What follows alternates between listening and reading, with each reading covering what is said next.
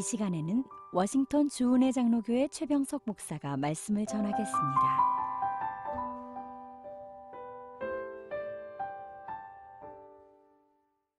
이 거룩한 주일 아침에 하나님께서 우리에게 허락하신 말씀은 출애굽기 32장 7절에서 14절 말씀입니다. 여호와께서 모세에게 이르시되 너는 내려가라. 내가 애굽 땅에서 인도하여 낸 내 백성이 부패하였도다. 그들이 내가 그들에게 명령한 길을 속기 떠나 자기를 위하여 송아지를 부어 만들고 그것을 예배하며 그것에게 제물을 드리며 말하기를 이스라엘아, 이는 너희를 애굽 땅에서 인도하여 낸 너희 신이라 하였도다. 여호와께서 또 모세에게 이르시되 내가 이 백성을 보니 목이 뻣뻣한 백성이로다. 그런즉 내가 하는 대로 들어와 내가 그들에게 진노하여 그들을 진멸하고 너를 큰 나라가 되게 하리라.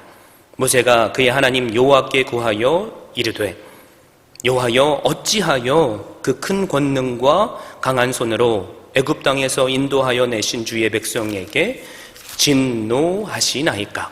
어찌하여 애굽 사람들이 이르기를 여호와가 자기의 백성을 산에서 죽이고 지면에서 진멸하려는 악한 의도로 인도해 내었다고 말하게 하시려 하나이까? 주의 맹렬한 노를 그치시고 뜻을 돌이키사 주의 백성에게 이 화를 내리지 마옵소서. 주의 종 아브라함과 이삭과 이스라엘을 기억하소서. 주께서 그들을 위하여 주를 가르켜 맹세하여 이르시기를 내가 너희의 자손을 하늘의 별처럼 많게 하고 내가 허락한 이 온 땅을 너희의 자손에게 주어 영원한 기업이 되게 하리라 하셨나이다. 여호와께서 뜻을 돌이키사 말씀하신 화를 그 백성에게 내리지 아니하시니라. 아멘.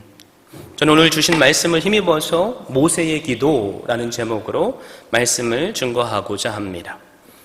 여러분, 출애굽기 32장은 모세가 산에 올라간 이후 시간이 지연되자 불안해진 백성들이 아론과 함께 금송아지를 만든 사건을 소개하고 있습니다.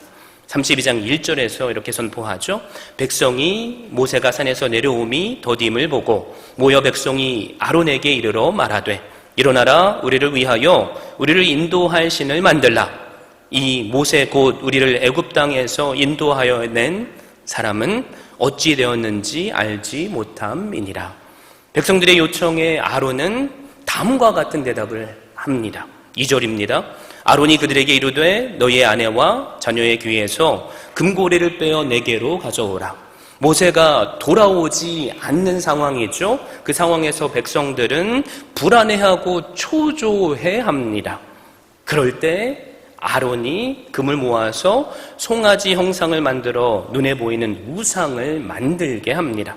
아론은 눈에 보이지 아니하시는 하나님을 형상화해서 눈에 보이는 하나님의 이미지를 만든 것입니다. 이는 분명 십계명에서 절대로 하지 말라고 명하신 하나님의 명령에 반대되는 일입니다. 출애굽기 20장 4절 5절에서 하나님께서 이렇게 선포하시죠. 너를 위하여 새긴 우상을 만들지 말고 또 위로 하늘에 있는 것이나 아래로 땅에 있는 것이나 땅 아래 물속에 있는 것에 어떤 형상도 만들지 말며 그것들에게 절하지 말며 그것들을 섬기지 말라. 나의 하나님 여호와는 질투하는 하나님인즉 나를 미워하는 자의 죄를 갚되 아버지로부터 아들에게로 3, 4대까지 이르게 하거니와. 여러분, 그럼에도 불구하고 아론의 주도하에 금송아지를 이스라엘 백성들은 만들었습니다. 그리고 그 앞에 제단을 쌓았고 그 다음 날 여호와의 절기로 선포하게 되고 백성들은 일찍이 일어나서 번제와 화목제를 드리고 다 같이 축제를 벌입니다. 바로 그때 모세는 산에 올라가 하나님의 말씀을 받고 있습니다. 모세는 밑에서 무슨 일이 일어나는지 전혀 알지 못한다라는 것이죠. 그러나 전능하시고 모든 것을 다 아시는 하나님께서는 모세와 이스라엘 백성들을 동시에 보고 계십니다. 그리고 모세에게 이렇게 말씀하시죠. 7절, 8절 말씀입니다. 여호와께서 모세에게 이르시되 너는 내려가라. 내가 애굽 땅에서 인도하여 낸 내 백성이 부패하였도다. 그들이 내가 그들에게 명령한 길을 속히 떠나 자기를 위하여 송아지를 부어 만들고 그것을 예배하며 그것에게 제물을 드리며 말하기를 이스라엘아 이는 너희를 애굽 땅에서 인도하여 낸 너희의 신이라 하였도다. 그리고 분노하신 하나님께서 모세에게 다음과 같이 말씀하십니다. 9절 10절이죠. 여호와께서 또 모세에게 이르시되 내가 이 백성을 보니 목이 뻣뻣한 백성이로다. 그런즉 내가 하는 대로 두라. 내가 그들에게 진노하여 그들을 진멸하고 너를 큰 나라가 되게 하리라. 여기서 우리가 주목해야 할 표현이 있습니다. 7절을 보시면 이스라엘 백성들을 내 백성이라고 부르시던 하나님께서 모세에게 내 백성이라고 말씀하셨습니다. 더 이상 나의 백성이 아니라 너의 백성이라는 거죠. 그리고 9절에서는 이스라엘 백성을 이 백성이라고 부르십니다. 더 이상 나와는 상관이 없는 백성이라는 표현입니다. 그리고 이어서 목이 뻣뻣한 백성이로다 라고 말씀하시죠. 이는 주인의 말을 듣지 않고 고집을 피우는 동물에게 쓰는 표현입니다. 고집으로 인해서 불통하게 된 하나님과 이스라엘 백성의 관계를 너무나도 분명하게 표현한 것입니다. 그리고 모세에게 내가 하는 대로 두라. 내가 그들에게 진노하여 그들을 진멸하겠다 말씀하셨습니다. 그리고 너를 큰 나라가 되게 하겠다라고 말씀하십니다. 그런데 놀라운 것은 하나님께서 모세에게 나대로 하게 하라 라고 하셨다라는 것입니다. 나대로 하게 하라. 아니, 하나님께서 전지전능하신 분이실진데 모세에게 이렇게 허락을 구하는 듯한 말씀을 왜 하시고 있습니까? 하나님께서 모세와 의논하셔야 할 분이십니까? 모세가 하나님의 의논 상대가 됩니까? 아니죠. 그렇다면 하나님께서 왜 이런 말씀을 하셨는지를 우리는 이 시간에 알아야만 합니다. 여러분, 우리는 그 답을 오늘 주신 말씀 7절에서 찾을 수 있죠. 하나님께서 뭐라고 말씀하셨죠? 너는 내려가라 라고 말씀하셨습니다. 하나님께서 사실 심판할 것이라면 모세에게 내려가라고 하지 않으셔도 됩니다. 왜 그렇습니까? 바로 즉시 심판하시면 되기 때문입니다. 그러므로 지금 하나님께서 모세에게 보여주시고자 하는 것은 이제 이 심판을 막을 자는 너밖에 없다. 내가 어떻게 할 것이 있냐 하는 부담입니다. 쉽게 말하자면 나는 네가 동의하지 않는다면 이 무서운 심판을 하지 않을 생각이다 라고 말씀하는 것입니다. 그러므로 이 표현은 나는 모세 내가 나와 백성 사이의 중재자가 되기를 원한다라는 말씀인 것입니다. 사랑하는 성도 여러분, 이것이 너무나도 중요합니다. 왜냐하면 바로 하나님과 사람 사이에 유일한 중보자가 되시는 예수 그리스도를 계시하는 말씀이기 때문입니다. 모세는 예수 그리스도의 그림자이죠. 오늘 본문처럼 그래서 중보자로서 모세가 예수님을 잘 보여주는 말씀도 없습니다. 우리가 이렇게 본문을 읽을 때 우리는 그리스도 중심으로 읽는 것입니다. 뿐만 아니라 우리가 지금까지 많이 들어왔죠. 하나님께 기도하면 우리가 하나님의 뜻까지도 바꿀 수 있다라는 그 말씀입니다. 인간 중심의 관점에서 성경을 읽고 해석하는 최악의 결과를 우리는 그리스도 중심으로 성경을 읽을 때 피할 수 있다는 거죠. 그러므로 우리는 본문의 곳곳에서 나타난 하나님의 사랑과 자비의 힌트를 읽어야만 합니다. 하나님께서는 모세에게 자 이제 내가 중보자가 되어라. 그것이 내가 지금 내게 원하는 바다 라고 말씀하시는 것입니다. 그러기에 우리는 14절에서 여호와께서 뜻을 돌이키사 말씀하신 화를 그 백성에게 내리지 아니하신 것을 보게 됩니다. 사랑하는 성도 여러분, 하나님께서 원래 심판하시려고 했다가 자비가 많은 모세의 간청에 설득되셔서 계획을 변경하신 것이 아니라는 말입니다. 하나님께서는 원래 계획하셨던 대로 모세의 중보 기도를 통해 백성을 구원하고자 하시는 뜻을 이루신 것입니다. 여러분의 이해를 돕기 위해서 한 가지 예를 들어보겠습니다. 아버지와 중학생 아들이 공부를 열심히 해서 우등생이 되면 최신 스마트폰을 사주기로 약속했답니다. 그런데 만약 성적이 떨어지면 그 떨어진 등수만큼 회초리로 맞고 스마트폰 선물도 취소하기로 서로 다짐도 했습니다. 그런데 아들이 나쁜 친구의 꿰매 빠져 해서는 안 되는 게임과 유흥에 빠져버립니다. 마치 이스라엘 백성들이 금송아지를 만들어 우상을 섬겼듯이 말입니다. 이 학생은 그만 반해서 꼴등이 되고 말았습니다. 당연히 이 아들은 아버지에게 회초리로 맞았겠죠. 그리고 스마트폰 약속도 취소되었습니다. 이 아들은 입이 10개라도 할 말이 없을 것입니다. 그러나 여기서 우리가 알아야 할 것이 한 가지 있습니다. 사실 아버지의 원래 뜻은 스마트폰을 사주는 것도 회초리로 때리는 것도 아니라는 것입니다. 아버지의 처음부터 뜻이 무엇입니까? 사랑하는 아들이 공부를 열심히 하는 것을 원했습니다.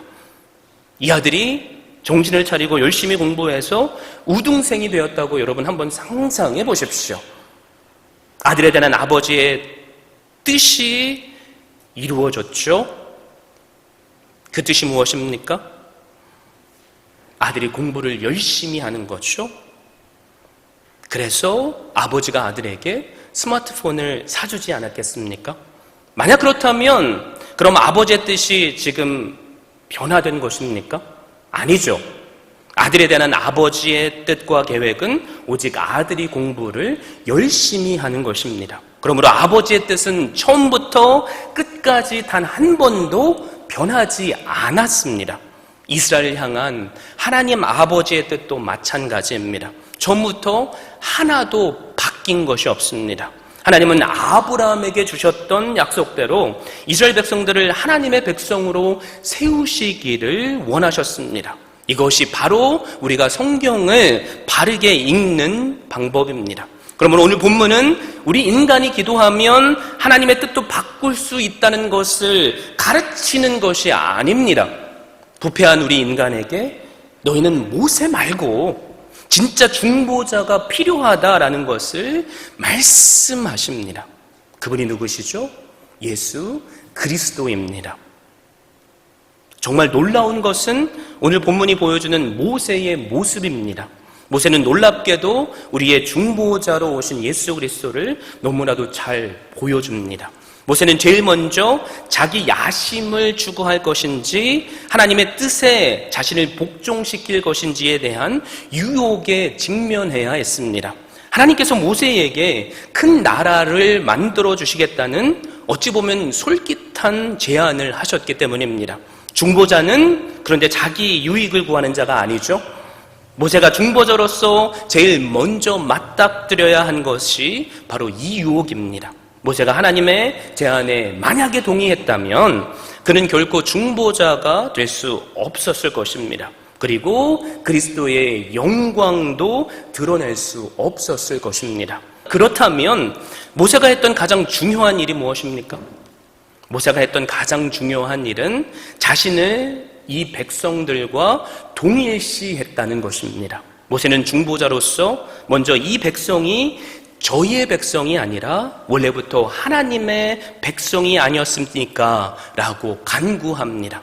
모세는 이들이 언제나 하나님의 백성이었다는 것을 알고 있었습니다. 그리고 그는 하나님께서 그들을 위해서 행하신 일을 하나님께 말씀드립니다. 어찌하여 그 큰 권능과 강한 손으로 애굽 땅에서 인도하여 내신 주의 백성에게 진노하시나이까?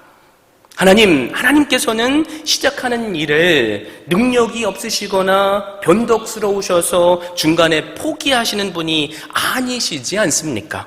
하나님께서 자기 백성을 그 놀라운 이적과 기사로 출애굽시키셨습니다. 저는 하나님께서 이제 와서 포기하시거나 버리지 않으시는 하나님이심을 압니다. 그리고 결국에는 하나님께서 계획하시고 뜻하신 자리로 하나님의 백성을 인도하실 것도 알고 있습니다. 이렇게 소망을 가지고 하나님께서 이미 행하신 구원의 사건들을 말씀드리고 있는 것입니다. 그러나 한 가지 더 중요한 것은 모세가 하나님께서 이 백성을 멸하지 마셔야 할 이유로 하나님의 영광을 들고 있다는 것입니다. 12절 말씀이죠. 어찌하여 애굽 사람들이 이르기를 여호와가 자기의 백성을 산에서 죽이고 지면에서 진멸하려는 악한 의도로 인도에 내었다고 말하게 하시려 하나이까. 주의 맹렬한 노를 그치시고 뜻을 돌이키사 주의 백성에게 이 화를 내리지 마옵소서. 사랑하는 성도 여러분, 지금 모세가 하나님의 이름을 가지고 하나님과 흥정을 하려고 생각한다면 이것은 잘못된 생각입니다. 모세는 지금 마음 중심에 있는 하나님의 영광에 대한 마음을 호소하고 있습니다. 그런데 종종 우리는 어떻죠? 우리가 하나님을 조종할 수 있는 분으로 생각하지는 않습니까? 예를 들어서 이렇게 기도하면 하나님도 별 수 없이 들어주신다 라는 설교를 여러분 많이 들어보셨을 것입니다. 특별히 오늘 우리가 함께 나누는 말씀을 근거로 말입니다. 기도가 그저 그런 말들이라면 사람에게는 통할 수 있을지 모릅니다. 그러나 우리의 마음의 중심을 꿰뚫어 보시는 하나님 앞에서 우리가 말로 하나님을 조종할 수 없습니다. 모세는 그런 자세로 하나님께 나아가지 않았습니다. 그는 자기 마음의 중심에 하나님의 영광이, 그분의 이름이 그토록 중요하다는 것을 고백하고 있습니다. 모세는 애굽 사람들이 이스라엘을 구원해내신 하나님의 의도를 의심할 것이 두려웠습니다. 그리고 하나님의 이름에 먹칠을 할 것이 두려웠다는 거죠. 하나님의 오해를 받게 되고 비난을 받게 되는 것이 두려웠습니다. 지금 모세에게 중요한 것이 무엇이죠? 나 자신의 성공도 아닙니다. 나 자신의 명예도 아닙니다. 바로 하나님의 영광스러운 이름이었습니다. 이것이 중보자로서 서는 사람의 마음이고 목적이고 소원이고 모든 것입니다. 모세는 이 점에서 너무나도 놀랍게 그리스도를 대변하고 있습니다. 여러분, 주님께서 십자가를 지시기 전에 기도하시면서 여러 말씀들을 많이 하셨죠. 그 중에 한 가지가 뭐냐면 아버지를 영화롭게 해드리기를 간구했다라는 거죠. 요한복음 17장 1절에 그래서 주님께서 이렇게 고백하시죠. 예수께서 이 말씀을 하시고 눈을 들어 하늘을 우러러 이르시되 아버지여 때가 이르렀사오니 아들을 영화롭게 하사 아들로 아버지를 영화롭게 하게 하옵소서. 중보자이신 주님이 언제나 마음에 두신 것, 그것이 무엇입니까? 십자가를 지시기까지 죽기까지 마음에 두신 것, 그것이 무엇입니까? 바로 아버지의 영화로운 이름이었습니다. 모세는 중보자 되시는 예수 그리스도의 그림자로서 지금 이것을 보여주고 있습니다. 이처럼 아버지의 이름을 영화롭게 하려는 자녀들의 마음은 언제나 하나님의 마음을 기쁘시게 합니다. 사랑하는 성도 여러분, 우리는 이런 마음을 가지고 살아가고 있습니까? 아니면 오늘도 여전히 내 기도로 하나님을 조종하려고 하고 있지는 않습니까? 하나님께서 우리에게도 오직 하나님의 이름만 영화롭게 하는 그 소원함을 주시기를 주님의 이름으로 축원드립니다. 마지막으로 모세가 중보자로 서서 하나님께 자비를 호소하는 근거가 있습니다. 그것은 바로 언약입니다. 바로 하나님의 말씀이라는 것입니다. 13절이죠. 주의 종 아브라함과 이삭과 이스라엘을 기억하소서. 주께서 그들을 위하여 주를 가리켜 맹세하여 이르시기를 내가 너희의 자손을 하늘의 별처럼 많게 하고 내가 허락한 이 온 땅을 너희의 자손에게 주어 영원한 기업이 되게 하리라 하셨나이다. 아브라함에게 하셨던 언약을 모세가 지금 말하는 이유가 있습니다. 하나님께서 모세를 부르실 때 바로 이것을 말씀하셨기 때문입니다. 하나님은 호렙산에서 모세에게 당신 자신을 소개하실 때 나는 아브라함의 하나님, 이삭의 하나님, 야곱의 하나님이라고 하셨습니다. 모세는 그래서 아브라함, 이삭, 야곱의 하나님께서 언제나 신실하셔서 주셨던 그 약속의 말씀들을 확실히 행하실 것을 알고 있었던 것입니다. 그래서 모세는 하나님의 언약, 즉 말씀을 근거로 기도합니다. 사랑하는 성도 여러분, 그렇다면 내 자신을 한번 돌아봤으면 좋겠습니다. 우리의 기도는 어떻습니까? 과거에 행하셨던 그 은혜를 근거로 하나님께 기도하고 있습니까? 하나님의 영화로운 이름을 붙잡고 위에서 기도하고 있습니까? 말씀을, 그 약속을 붙잡고 기도하고 있습니까? 아니면 내 뜻이 이루어지기를 위에서 하나님을 조종하고 있지는 않습니까? 여러분, 모세는 자기 자신을 부패한 백성과 동일시하면서 중보자로 서는 일을 감당했습니다. 14절은 그래서 모세의 이 중보 사역으로 하나님께서 당신의 계획을 완전하게 이루신 것을 우리는 보게 됩니다. 모세는 이 중보자로서의 역할을 여러분 놀라울 정도로 잘했습니다. 나중에 광야 40년의 거의 막바지에 와서 그러나 이 중보자로서의 역할을 실패하게 되죠. 민수기 20장의 무리바 사건에서 그것을 우리는 보게 되죠. 하나님께서 원하시지 않는 분노를 함으로 그는 실패하고 맙니다. 그리스도를 온전하게 드러내는 일에 실패한 것입니다. 그러나 우리 주님은 십자가에서 죽기까지 죄인과 동일시 되셔서 하나님의 심판과 진노를 다 받으셨습니다. 예수님은 성도들을 아버지께서 당신께 주신 사람들이라고 하셨습니다. 무슨 말이죠? 하나님께서 예수님께 내 백성이다 하고 주셨다라는 말입니다. 여러분, 이 내 백성이라는 말이 누구를 가리킵니까? 우리가 바로 이 부패한 백성이고 우리가 바로 이 목이 고든 자들입니다. 왜냐하면 오늘을 사는 우리도 하나님을 대체하는 우리만의 금송아지를 섬기고 만드는 자들이기 때문입니다. 성경을 보고 또한 인간의 역사를 보면 이 부패한 인간들은 수많은 하나님을 대체하는 대체물들을 만들었습니다. 숱한 종교들이 그렇죠. 우상들과 같은 인간의 숭배 대상들이 바로 하나님의 대체물들입니다. 원래 가졌던 하나님을 예배하던 마음이 바로 이런 인간이 만든 대체물에게로 대상이 바뀌어버린 거죠. 사실 이스라엘은 금송아지를 섬긴 것이 하나님이 아닌 다른 금송아지 신을 섬긴 것이 아니라고 말합니다. 출애굽기 32장 4절을 보면 이스라엘아 이는 너희를 애굽 땅에서 인도하여 낸 너희 신이로다 라고 기록하고 있습니다. 그러므로 우리가 만약에 그 시대로 돌아가서 그들에게 왜 우상을 숭배하냐고 묻는다면 이들은 절대로 자신들은 하나님을 버린 것이 아니라고 말할 것입니다. 그렇지만 자신들의 눈에 보이는 신이 있어야 했기 때문에 금송아지 형상을 만든 거죠. 하나님을 섬긴다고 말하면서 하나님과 상관없는 다른 대상을 섬기게 된 것입니다. 문제는 이런 현상이 과거에 이스라엘 백성에게만 일어났다라는 것이 아닙니다. 오늘을 사는 우리에게도 이런 일들이 일어나고 있습니다.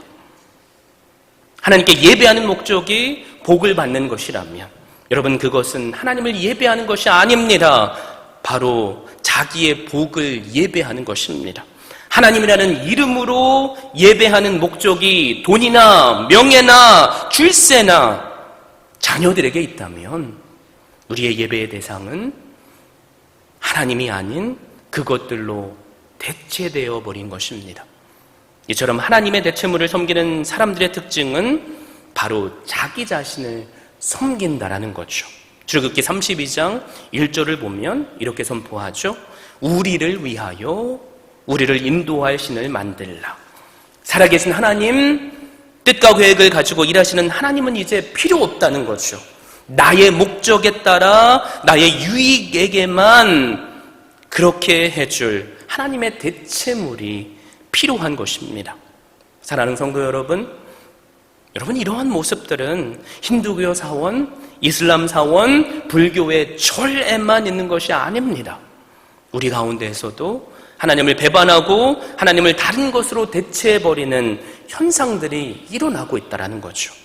여러분, 이 모습에 하나님은 진노하십니다. 그리고 그 백성들을 쓸어버리시겠다고 말씀하십니다. 그러므로 하나님의 은혜가 없이는 우리도 사실 심판받을 수밖에 없습니다. 중보자가 없이는 심판을 멸할 길이 없다는 거죠.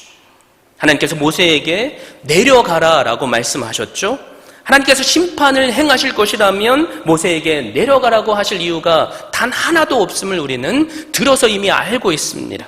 바로 이 하나님께서 사랑하시는 독생자 예수 그리스도에게 세상으로 내려가라고 하셨습니다. 독생자 예수님은 자원하심으로 이 땅에 내려오셨고 친히 중보자가 되시기를 자처하셨습니다. 그분께서 이 땅에서 하신 것이 무엇이죠? 하나님의 말씀을 가르치셨습니다. 병든 자를 치유해 주셨습니다. 그리고 구원의 복음을 선포하셨습니다. 그리고 세상 죄를 지고 가는 어린 양이 되셔서 우리의 죄를 십자가에서 대신 감당하시고 우리의 죄를 대신하셔서 물과 피를 다 쏟으시고 우리를 향한 하나님의 그 구원의 사랑을 확정해 주셨습니다. 그래서 우리가 예수 그리스도를 믿는다면 더 이상 우리는 진노의 자식이 아닙니다. 우리는 의와 생명의 자손들입니다. 여러분 예수 그리스도를 믿으십니까? 이 예수 그리스도를 이 시간 우리가 믿게 되시길 바랍니다. 그리고 이 주님께서 부활하시고 우리에게 중보자가 되라고 하십니다. 베드로전서 2장 9절에 이렇게 말씀하죠. 너희는 택하신 족속이요 왕같은 제사장들이요 거룩한 나라요 그의 소유가 된 백성이니 이는 너희를 어두운 데서 불러내어 그의 기이한 빛에 들어가게 하신 이에 아름다운 덕을 선포하게 하려 하십니다. 바로 우리가 왕같은 제사장이라는 말입니다. 물론 영원한 중보자는 한 분 예수 그리스도 분이십니다. 하지만 이제 그분께서 세상을 그분께로 이끌어 오시는 또 다른 중보의 역할을 우리에게 맡기셨습니다.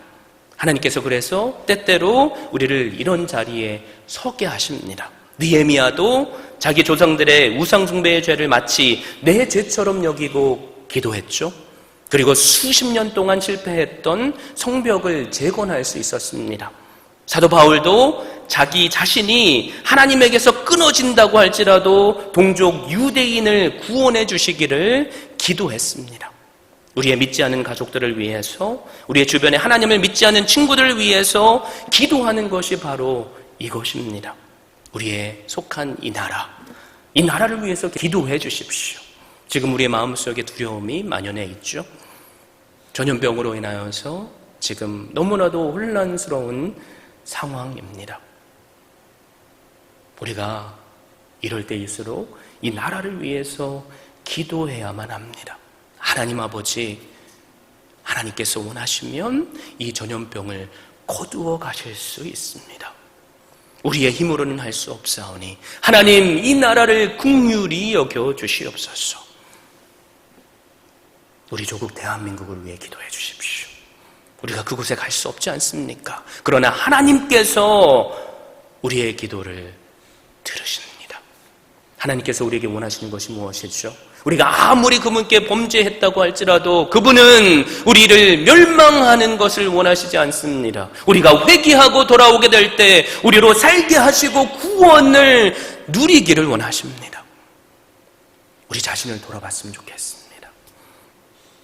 이 기회가 우리의 죄로 인하여서 하나님과 멀어진 그 자리에서 돌이켜 하나님께 돌아오는 기회가 되기를 원합니다. 이 기회가 위기의 상황 속에서 하나님의 사람들이 빛과 소금의 역할을 감당하며 빛처럼 빛나게 되는 그 기회가 되기를 바랍니다. 오늘 본문을 통해서 우리가 깨닫게 되는 것이 무엇입니까? 우리의 인간의 기도는 절대로 하나님의 뜻을 바꿀 수 없습니다. 그러나 우리가 하나님께서 과거에 행하신 그 구원의 말씀을 붙잡는다면, 하나님의 그 영화로운 이름을 붙잡고 기도한다면, 더 나아가 하나님께서 주신 그 약속의 말씀들을 붙잡고 기도한다면 하나님께서는 우리의 기도를 응답하십니다. 하나님의 자비와 사랑을 의심하지 마십시오. 그리고 기도하십시오. 하나님의 이름과 영광을 알고 그 이름이 거룩히 여김을 받으시도록 기도하십시오. 하나님의 성품과 언약과 행하신 일과 약속의 말씀을 근거로 기도하십시오. 모세가 산에 올라간 기간이 40일이죠. 이스라엘 백성들은 40일도 못 기다렸습니다. 그 마음에 두려움이 생기고 초초한 마음이 생기니까 어떻게 되죠? 하나님을 속히 떠나고 우상을 숭배하게 되죠. 우리도 하나님께 기도할 때 하나님께서 응답하시는 것이 더디게 느껴질 수 있습니다. 그러나 저에게 소망이 있다면 여기 계신 한 분 한 분만큼은 이스라엘 과거에 했던 그 죄를 범하지 않게 되기를 원합니다. 여러분, 이스라엘 백성들이 모세가 내려오지 않는다고 느끼는 그 순간, 어떤 순간이죠? 우리가 기도해도 하나님께서 응답하시지 않는다고 느끼는 그 순간에도 하나님은 사실 하나님의 구원의 일들을 행하시고 계셨습니다. 모세에게 하나님의 말씀을 주셨다라는 거죠. 우리가 기도할 때 더디게 느껴진다고 할지라도 이스라엘 백성들처럼 포기하지 마십시오. 끝까지 모세처럼 하나님만을 의지하며 하나님께 기도로 나아가십시오. 사랑하는 성도 여러분, 중보는 한 분이시니 유일하신 그리스도이십니다. 그러나 우리는 종종 우리 주님께서 서셨던 자리에 모세처럼 느헤미야처럼 그리고 바울처럼 부름을 받아 서는 것입니다. 이것이 이 땅을 사는 동안 영광스러운 부르심임을 알고 여러분의 기도의 지경을 넓혀 가시는 은혜를 더 입게 되시기를 주님의 이름으로 축원드립니다. 지금까지 워싱턴 주은혜 장로교회 최병석 목사였습니다. 주은혜 교회는 오직 하나님만을 높이고 말씀만이 선포되며 제자를 세워 세상을 변화시키는 교회입니다. 이를 위해 첫째, 하나님만을 예배하는 교회, 둘째, 가정을 세우는 교회, 셋째, 다음 세대를 깨우는 교회, 넷째, 세계 선교에 헌신하는 교회, 다섯째, 제자 삼는 교회. 이상 5가지의 핵심 가치를 두고 섬기고 있습니다. 워싱턴 주은혜 장로교회 주일 예배는 오전 11시, 수요 예배는 오후 8시, 새벽 예배는 화요일부터 토요일 오전 6시에 드리며 주소는 12851 나이트 아크로드, 페어팩스, 버지니아 22030입니다. 여러분을 예배의 자리로 초청합니다.